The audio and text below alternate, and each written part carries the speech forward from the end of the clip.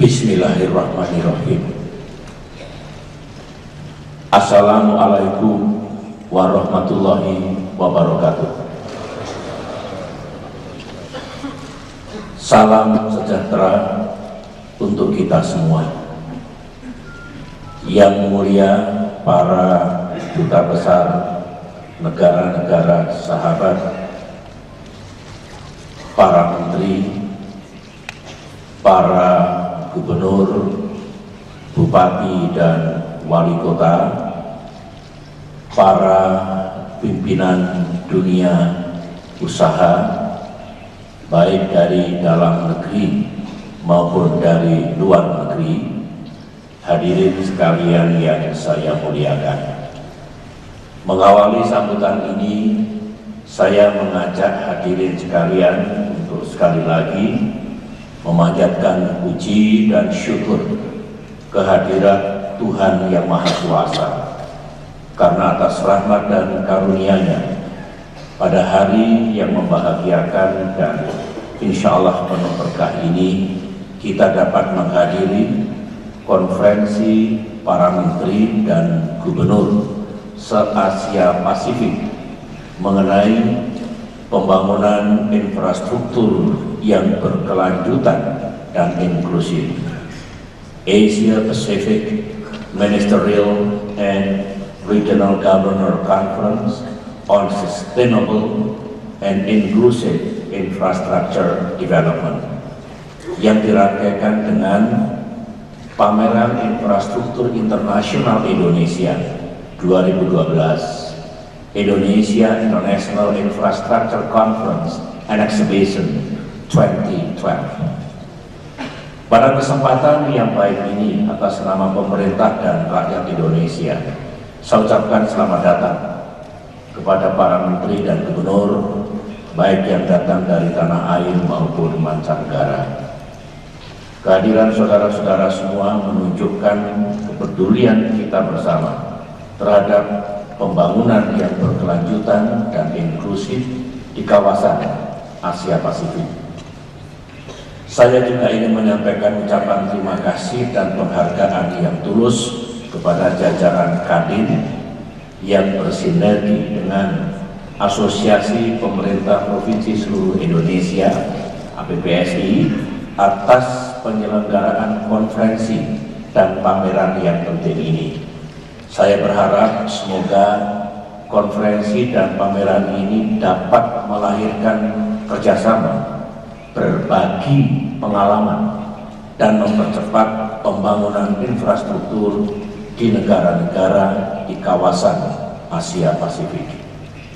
Saudara-saudara, dalam 3 dasawarsa terakhir ini, kita masih menyaksikan banyak negara di kawasan Asia Pasifik yang masih menghadapi persoalan dan tantangan dalam bidang infrastruktur.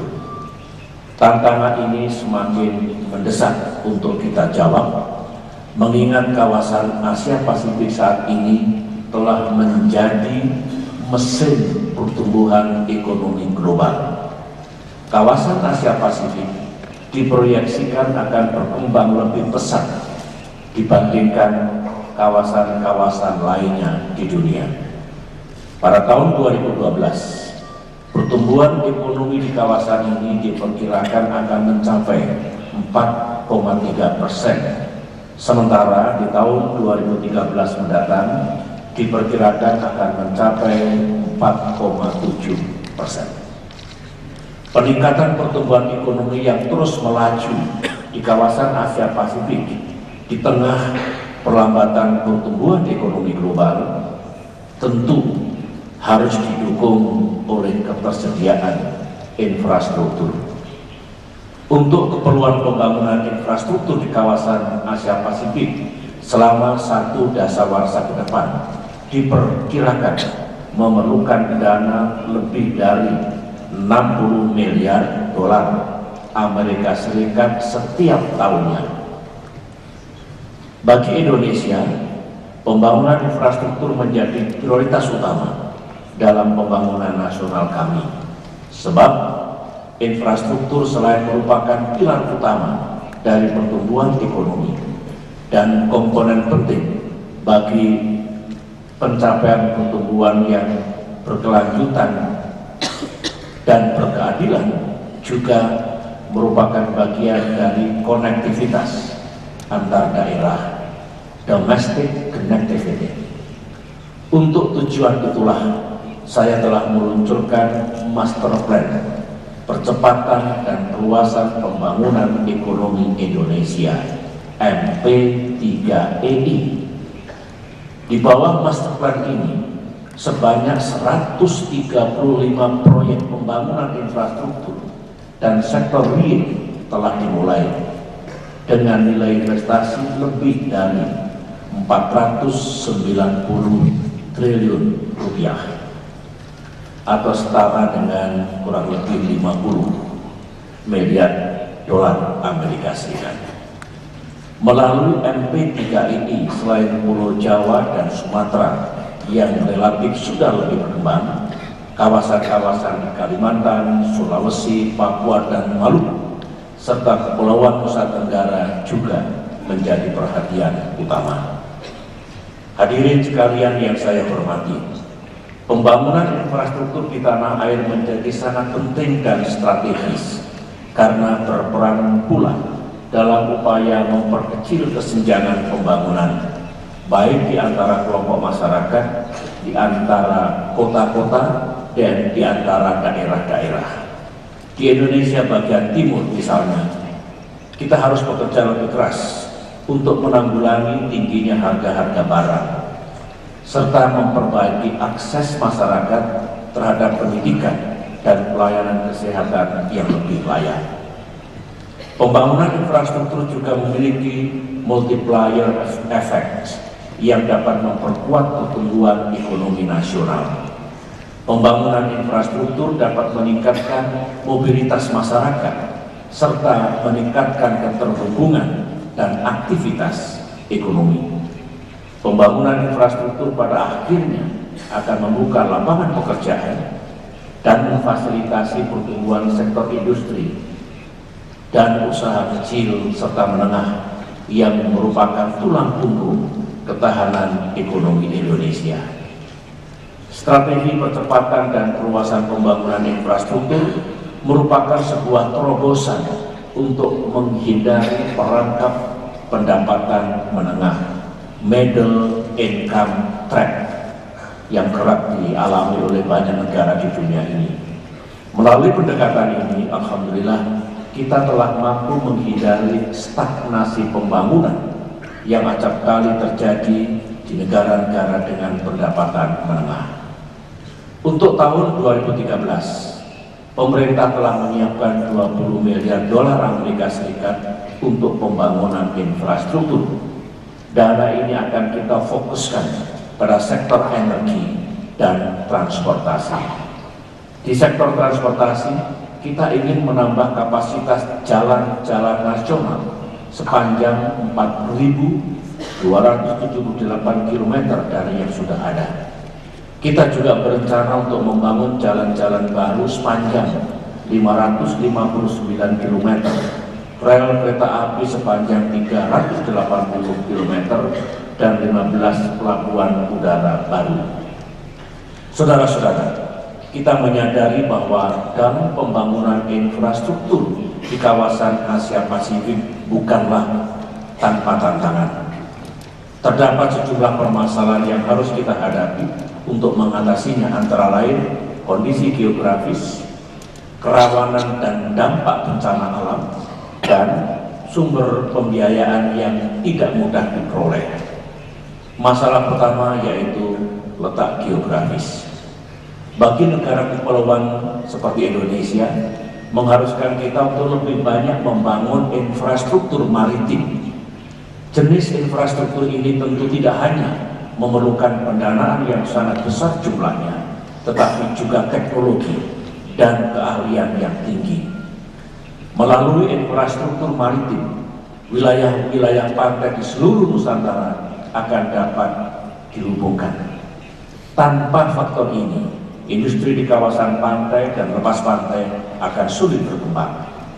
Infrastruktur maritim juga penting bagi sustainability kota-kota di sepanjang garis pantai.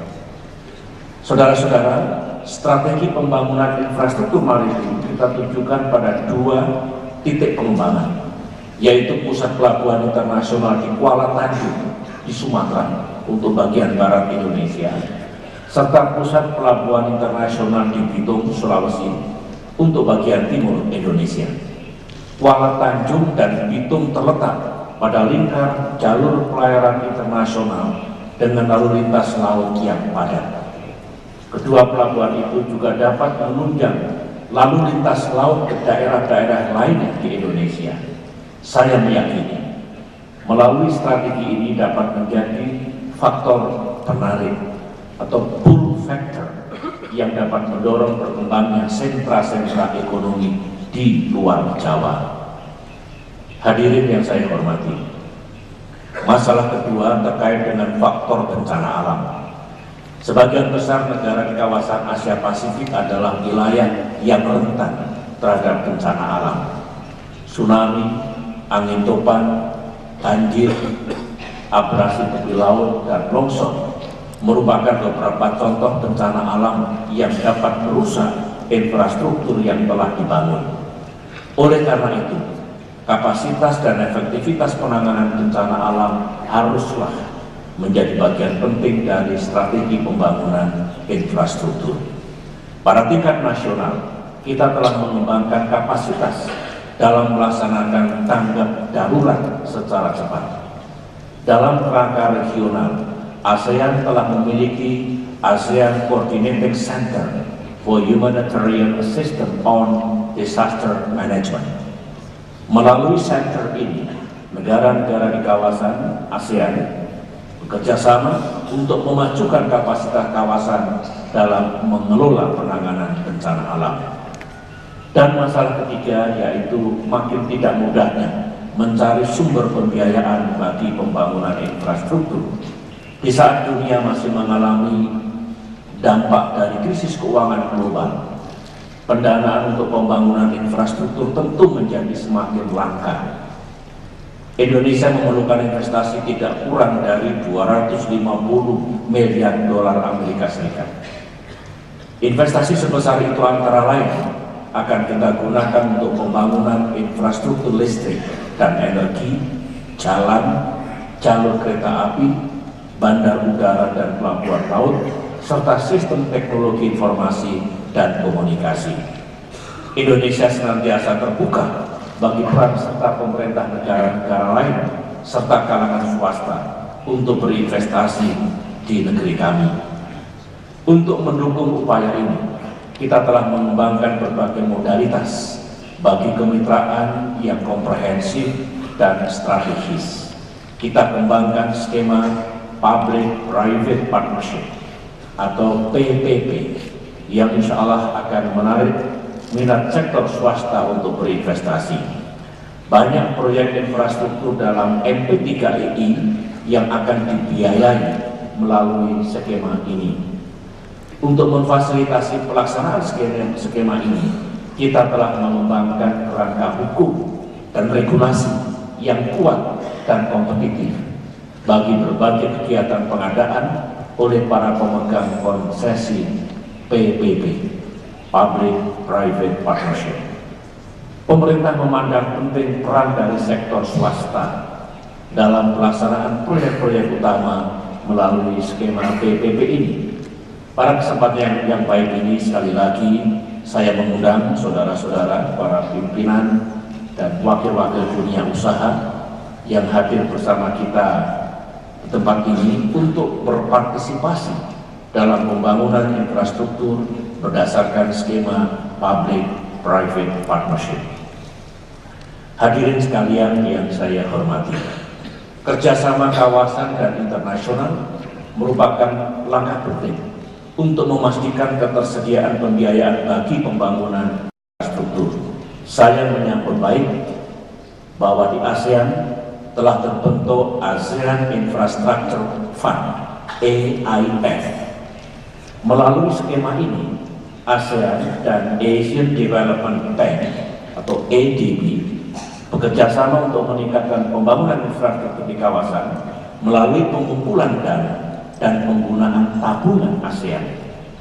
Akses pada dana yang terkumpul ini sangatlah penting bagi implementasi Master Plan on ASEAN Connectivity atau MPAC.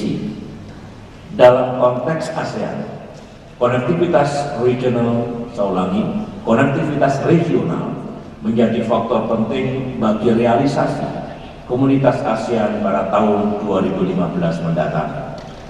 Konektivitas intraregional dan subregional dalam ASEAN juga penting untuk mendorong perdagangan, investasi, pariwisata, dan pembangunan regional yang lebih luas dan dalam. Tidak dapat dipungkiri, pembangunan infrastruktur yang inklusif dan berkelanjutan merupakan kunci bagi sebuah transformasi dari keterbelakangan ke kemajuan, dari kemiskinan ke kemakmuran, dan dari stagnasi ke kondisi yang dinamis. Pembangunan infrastruktur yang inklusif dan berkelanjutan juga merupakan kunci bagi pengentasan kemiskinan dan pencapaian Millennium Development Goals atau MDGs. Dari kunjungan saya ke berbagai wilayah, saya mengamati bahwa pembangunan berbagai sarana infrastruktur seperti jalan dan jembatan sungguh telah membawa dampak positif bagi perkembangan ekonomi rakyat. Saudara-saudara, dalam forum G20, saya juga telah mengajukan inisiatif global untuk pembiayaan pembangunan infrastruktur. Inisiatif ini berfokus pada kebutuhan infrastruktur di negara-negara berkembang. Dalam konferensi tingkat tinggi G20 yang lalu di Los Cabos, Meksiko, para pemimpin G20 sepakat untuk meningkatkan investasi di bidang infrastruktur. Juga disepakati langkah-langkah untuk memastikan ketersediaan pendanaan yang cukup dan dukungan teknis untuk proyek-proyek infrastruktur termasuk melalui Multilateral Development Banks atau MDBs. Di masa depan, kita perlu menyelaraskan strategi pembangunan infrastruktur kita dengan pandangan dan strategi baru pembangunan yang berkelanjutan. Inilah yang dewasa ini tengah menjadi perhatian dan agenda dari Badan PBB yang belum lama dibentuk, yaitu UN High Level Panel on Immigrant Persons on the Post-2015 Development Agenda. Sungguh saya merasa terhormat, saudara-saudara, telah dipercaya untuk menjabat sebagai ketua bersama pada High Level Panel ini. Terima kasih. Bersama-sama dengan Presiden Ellen Johnson Sirleaf dari Liberia dan Perdana Menteri David Cameron dari Inggris. Dalam 1 tahun ke depan, panel ini akan bekerja untuk menggariskan visi dan substansi agenda pembangunan pasca 2015. Indonesia memiliki komitmen kuat untuk menyukseskan panel ini dan akan memberikan kontribusi substantif berdasarkan pengalaman serta best practices di negeri kami, Indonesia.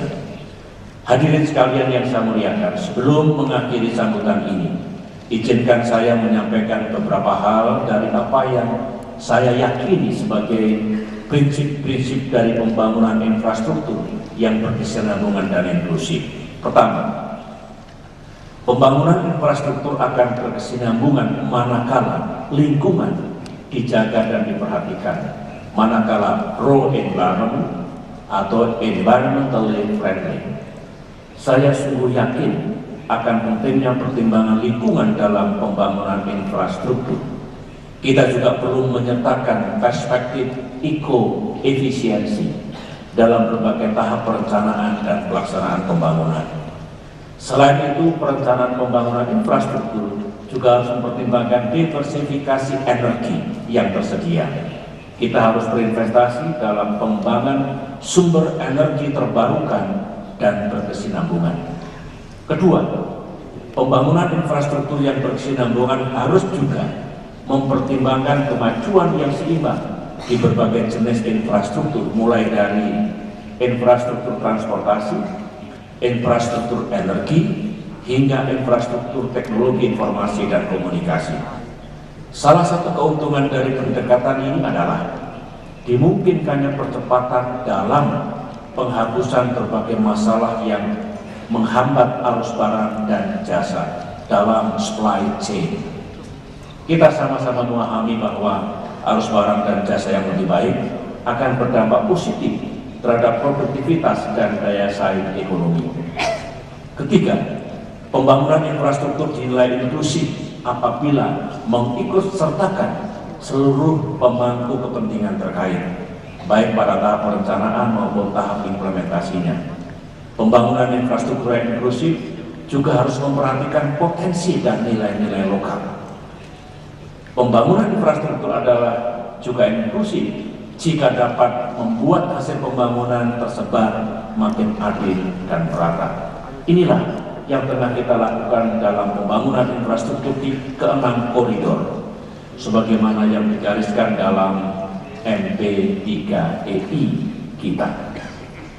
Dengan mengedepankan partisipasi masyarakat, setiap orang dalam masyarakat lokal menjadi penting, menjadi bagian yang tidak boleh ditinggalkan dalam keseluruhan proses perencanaan dan pelaksanaan proyek pembangunan infrastruktur.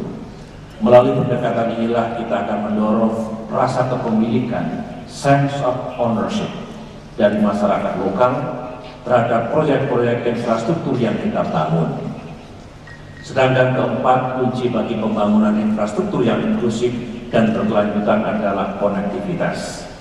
Infrastruktur yang inklusif dan berkelanjutan harus menghubungkan manusia dengan manusia, manusia dengan lingkungannya, pulau dengan pulau, kota dengan kota, dan desa dengan desa. Pembangunan infrastruktur yang inklusif dan berkelanjutan harus ikut menciptakan konektivitas fisik, konektivitas institusional, dan konektivitas antar masyarakat, people to people connectivity. Manakala konektivitas sudah terwujud sebagaimana yang digariskan dalam master plan, insya Allah negara kita akan terhubung dengan jejaring konektivitas yang lebih luas, baik di tataran regional maupun global. Jejaring ini mencakup konektivitas yang lebih luas antara masyarakat, barang, jasa, dan modal. Demikianlah sambutan saya, saudara-saudara. Akhirnya, dengan terlebih dahulu memohon ridha Allah Subhanahu wa taala dan dengan mengucapkan bismillahirrahmanirrahim, konferensi para menteri dan gubernur se-Asia Pasifik mengenai pembangunan infrastruktur yang berkelanjutan dan inklusif atau Asia Pacific Ministerial and Regional Governors Conference on Sustainable and Inclusive Infrastructure Development bersamaan dengan konferensi dan pameran infrastruktur internasional Indonesia 2012 atau Indonesia International Infrastructure Conference and Exhibition 2012 dengan resmi saya nyatakan dibuka. Terima kasih. Terima kasih. Wassalamualaikum warahmatullahi wabarakatuh.